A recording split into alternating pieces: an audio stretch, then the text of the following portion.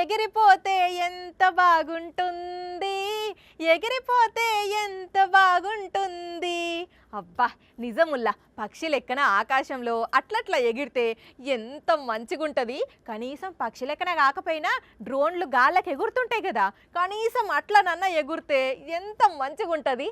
కానీ అట్లా అయ్యే పనేనా అంటే డ్రోన్ ఎగిరిపోయినట్టే ఏంది, డ్రోన్లో కూసుంటే ఎగిరిపోవచ్చు ఆరాంసుగా. మంచిగున్నదా? చూస్తుంటే మీకు కూడా ఇట్లా డ్రోన్లో కూర్చొని ఎగిరిపోవాలనిపిస్తున్నదా? సింపుల్ గా పోవచ్చు ఈ తమ్ముడు పోయినట్టే. ఎందుకంటే ఇది డ్రోన్ టాక్సీనే కాబట్టి ఈ తమ్ముడే తయారు చేసిండు. మంచిగా కార్లో కూసున్నట్టు ఈ డ్రోన్లో కూసుండి మనమే ఎగరేసుకోవచ్చు. ఇక మీదికి వేయినాక రిమోట్ తోని ఎటు పోవాలంటే అటు ఆపరేట్ చేసుకోవచ్చు. ఈ తమ్ముని పేరు మేధాన్ త్రివేది. 12 చదువుతుండు. మధ్యప్రదేశ్ రాష్ట్రం గ్వాలియర్. మనుషులు కూసునే డ్రోన్ తయారు చేయాలనే కాయుషుతోని 3 ఏండ్లు కష్టపడి దీన్ని తయారు చేసిండు. ఇది 80 కిలోల బరువు మోస్తదట, 60 స్పీడుతోని పోతదట. దీన్ని తయారు చేసేందుకు 3.5 లక్షలు పట్టింది.